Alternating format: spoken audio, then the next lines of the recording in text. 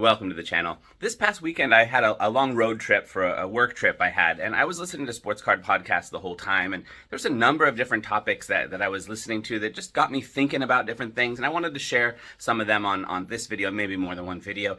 In this first video, I thought maybe what would be a good thing to start with talking about is what the future of local card shops might look like now that Fanatics is kind of taking over the sports card world, because I think things are going to change. A lot of the podcasts I was listening to were talking about the recent conference that Topps held, which was a little bit of a foreshadowing for what's to come in the future and what local sports card shops are going to be expected of. And there's a lot of positives and a lot of negatives to take away from what I was listening to. So I thought it'd be nice to just kind of talk through a few of them. Let's get into this.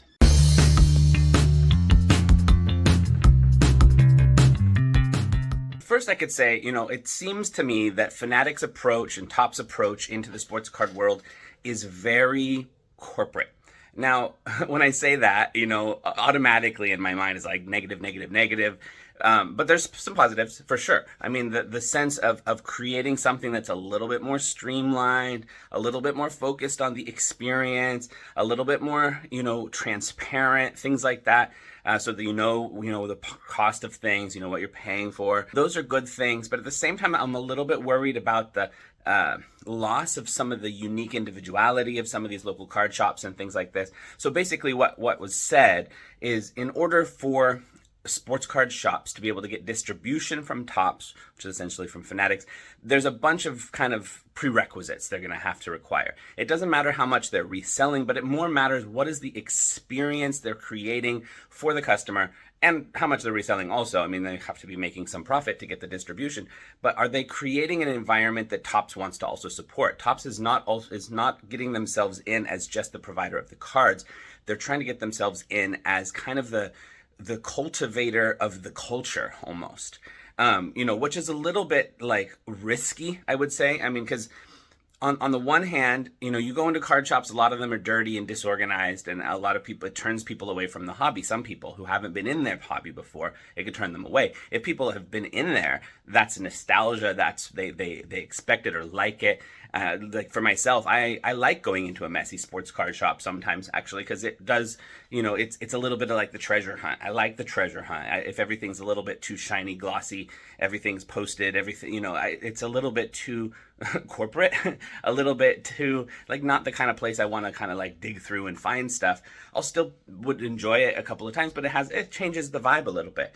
At the same time, I can see how, some of the other places that are able to exist just because they've been able to get distribution when it's hard to get distribution, and they can just kind of ride that wave and make their profit without having to make much effort. I could see how that does create a store experience that even makes local card shops at risk to not be able to survive. If people have this kind of experience with local card shops, they have in their mind the feeling of a local card shop being kind of a dirty, disorganized mess of a place, then, for new people into the hobby, they're not going to want to go back into those spaces very frequently.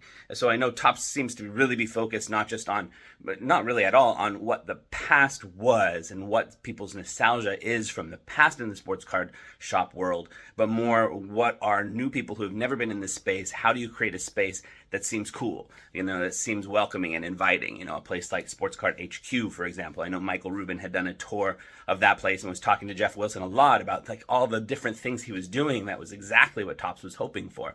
I think that kind of sports card experience is what Topps is trying to cultivate in the culture, which isn't a bad thing necessarily. I'm just a little bit worried that as Fanatics is getting more and more into the game, as they're going to be taking over all these different professional sports league licenses, that they're going to have too much power in this space. They're going to be making the decisions for the collectors.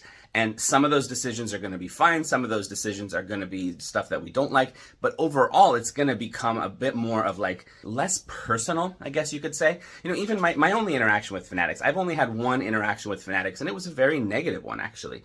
They had a special. I even posted about this special they had one time where if you buy like old El Paso taco shells, like you collect certain receipts and you send them in and you get like $20 free and Fanatics gift stuff. So I did that. Very simple process. I spent like $5 on some taco stuff for dinner, and then I I posted all that and sent it to Fanatics. I got my $20. Wonderful.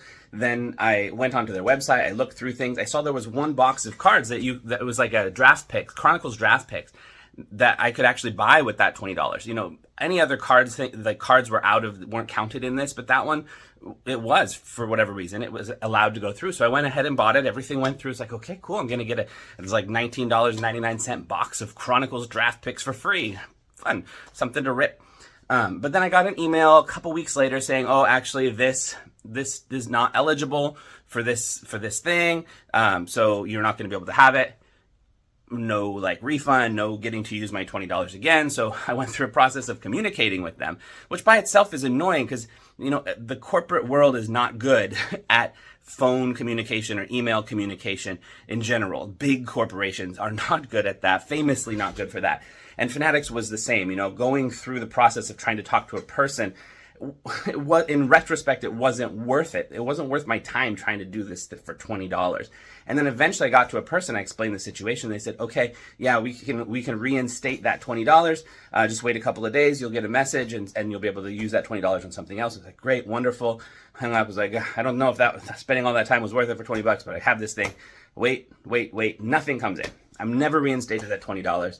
I still haven't to this day. I probably could call back and try to explain the whole situation, but I already wasted so much time for the first go around. I'm not going to go through it again for a second go around to get a free hat. That's basically what I was going to do. I was going to probably buy, or maybe buy a $30 hat and get $20 off and buy it for $10. That's basically what I was planning on doing. But it was just so annoying to try to go through the processes of communicating with them that I'm like, never mind, I'm done with it. So that's my entire experience with Fanatics as a company so far. That's the only experience I've had, and it was an annoying one. That's not to say that's not to say their customer service is totally bad. I'm sure they have, people have good customer service experiences, but it is to say it is a mega corporation with many moving pieces. And it's easy for something like that, for things to fall through the cracks. It's easy for customers kind of be lost in the midst of all of this. So I am kind of concerned with that, especially when it comes to the local card shops. And I do realize that there is kind of a turnoff from some of those messy old kind of places. But at the same time, if things are trying to get into such a specific kind of corporate mentality, there's certain things that postings for advertisements of upcoming releases, all these different kind of things are going to have to be really forward thinking and really organizing their shop based on all these things. They're going to have to spend a lot of time, a lot of attention, a lot of mental energy. They're probably going to have to spend extra money for the sports card shop to upgrade themselves to be able to align to these things, which probably means they're going to have to be raising their prices of, so that they have a little bit higher margin, because they're going to have to raise their costs are going to go up a little bit. So for the customer, I don't think any of this helps for people who are already in the hobby.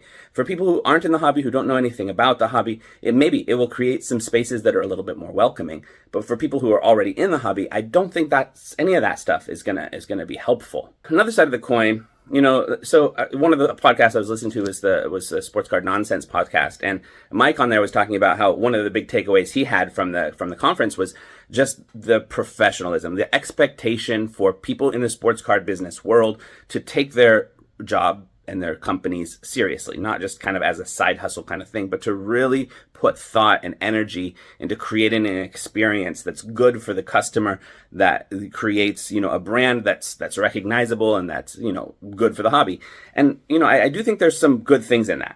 It's nice to have some sort of galvanizing force or some kind of something that encourages forward momentum for companies to think about their growth and progress so that they don't become static and kind of just get a little bit boring. Because I can tell you, even from there's 2 sports card shops in my town, and I feel like when I go into them, it's always the same. There's not a lot of turnover of new cards in there. When there are new releases of packs and boxes, those are in there. But for a lot of the other stuff, it's just the same thing over and over again. It doesn't really inspire me to go in there.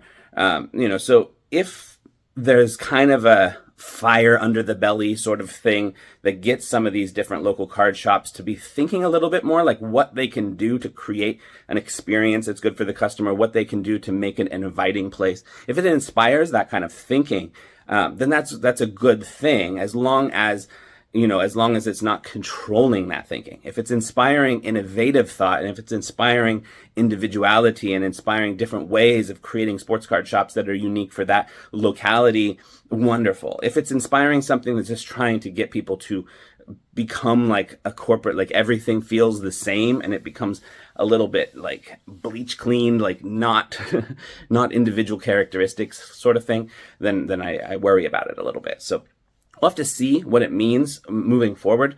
It does seem, from what I was listening to, there's a mixture of people in the Topps world, of people who are either like card people or people who are just business people. And I feel like, there needs to be a balance with that, because if people have been in the card world for a long time, they understand that this is a niche hobby. This is a niche group of people. It's not 100% of the population that's going to be in this space. You don't necessarily even want people who just jump in the space and jump out. That creates an environment that's not sustainable, that's not steady. You want to find the people who are going to be in that space and love that space. So you want to build this from the strength, not create something that's building from the strength of what Walmart might do or Target might do, but something that builds from the strength of what the sports card world already is. And so if you don't have enough card people in those spaces, it's going to become more like the Walmart Target corporate world, instead of, more into this, the roots of the sports card space. So it seems like there might be a bit of a balancing act that they're going to have to follow, and we'll just have to see, if they tip too far to the corporate side, and the business model, and even the marketing, I think, in this space needs to be different than marketing is in other spaces, just because it's a niche audience. So you got to find that niche audience and speak to the things that matter to this niche audience. It's not a one size fits all type of hobby. So hopefully over time, Fanatics, their business practices reflect an understanding of that, and the people they put in key roles also have an understanding of that. I think a lot of people in those key roles probably do have an understanding of that, is my sense, but not everybody. So we'll just have to see what that looks like moving forward. But this is all just related to the local card shop space. I think some of these different updates, or what Fanatics is going to be doing, is going to change other spaces a lot as well. The local card shop space was just one that I was most curious about, because it seemed like a lot of the changes are going to affect local card shops maybe more than anyone else. I know that they have talked about like how important local card shops are to the next plans for Fanatics and Topps. And then that's a really important element of what they're trying to do. So, I'm glad they're not overlooking it. I'm glad they're not just thinking of it as a background thing, even though it's only a small portion of the hobby, really, now that so much stuff is online. But I think it's like the face of the hobby. It's like, if you're not in the hobby already, sports card shops, sports card shows, these are the physical spaces that exist that give people an impression of what the hobby is. So even if they're not like that high of a percentage of the business and the market that is sports cards nowadays, they're still a really important element. And so I can see why Topps and Fanatics find them, to be some of key importance, because it's the face of the entire hobby. So anyway, this is just some of my thoughts on this one. I'll share a few more videos about some other things that I was listening to on my podcast, just to share some thoughts about some things too. But for now, I will see you in the next video. Peace.